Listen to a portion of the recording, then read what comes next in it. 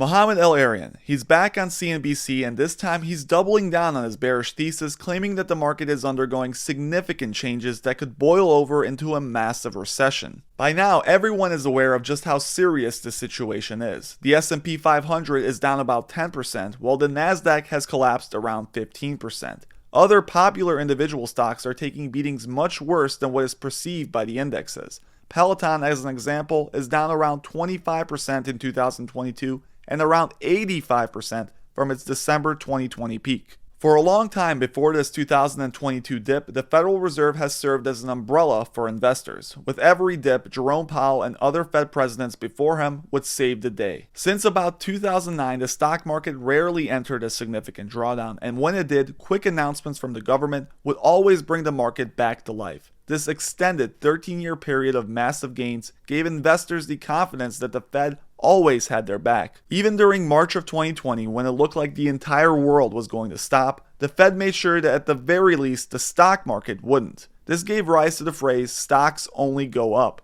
and this, although a joke, was mostly true. Since 2009, the S&P 500's longest drawdown was 143 days for a total loss of 13%. It took the market 45 days to recover to the previous high. That has been the story of the decade. Abrupt drops, followed by massive quick gains. But many think that this time it's different, and it all has to do with one thing. Take a listen to Muhamed explain. So the story has changed. For a long time we had this massive Fed umbrella. It didn't matter how much it was raining because we were under a Fed umbrella of massive injections of liquidity, artificially low interest rates, and that would stay forever. QE forever, QE infinity.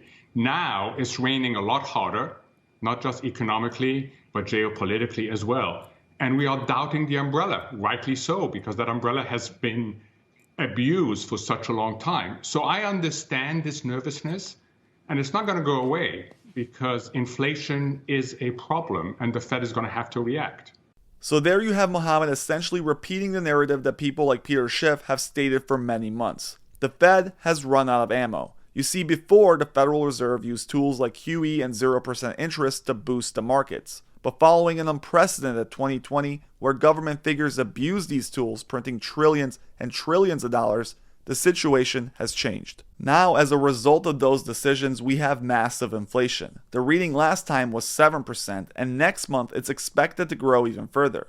The way you're supposed to fix inflation is by raising interest rates. So prior to the new year, it was announced that the Federal Reserve planned to raise the rate 3 to 4 times in 2022.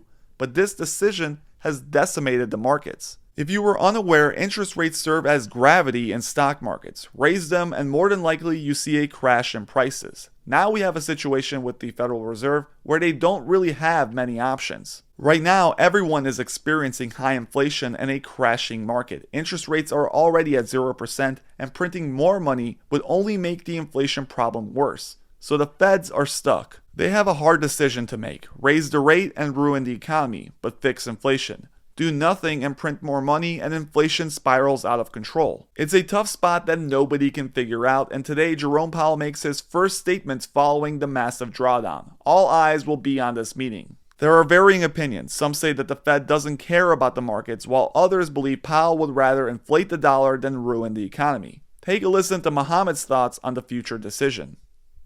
Jeremy Siegel was with us in the last hour. He said that he thinks the Fed is going to sound much more hawkish than even the market's anticipating on Wednesday, that Jay Powell will sound more hawkish, and that if he's looking at things, you could see the declines more than double what we've already seen. He was talking about the NASDAQ getting into bear market territory and the S&P getting well into, I think he said, correction territory. So if you're down 5.7% on the S&P, that would be well more than double what we've seen. Same story on the NASDAQ, which is in correction territory now, but not near bear market territory.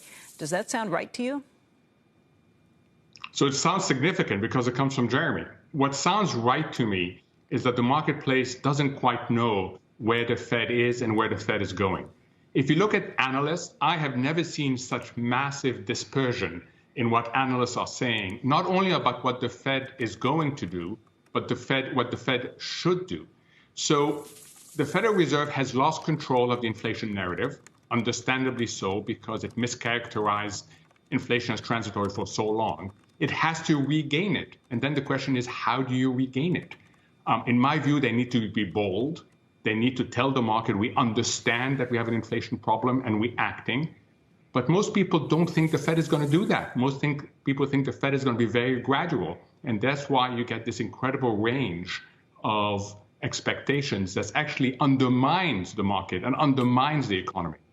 But whatever the case may be, it seems that the US is headed towards stagflation, a situation in which the inflation rate is high while the economic growth slows and unemployment remains elevated. The response to the health crisis in 2020 was one of the most inflationary policies ever pursued in the history of finance. The government ordered people to stay home and not work and then handed them thousands of dollars to spend on things they weren't producing. And now we're paying the price for that with these big increases in consumer prices. At the same time, the inflated stock market with companies selling for absurd multiples has reached levels of pure insanity, and figuring out how to push it even further will get significantly harder from here. There are a lot of people who believed we needed to be in a recession because if society is not working and not producing, they have to reduce their consumption. That's economics 101. We as Americans can't just keep spending money as if we were producing. Last year, many of us stayed at home to try to deal with a problem I can't mention without getting demonetized, and that meant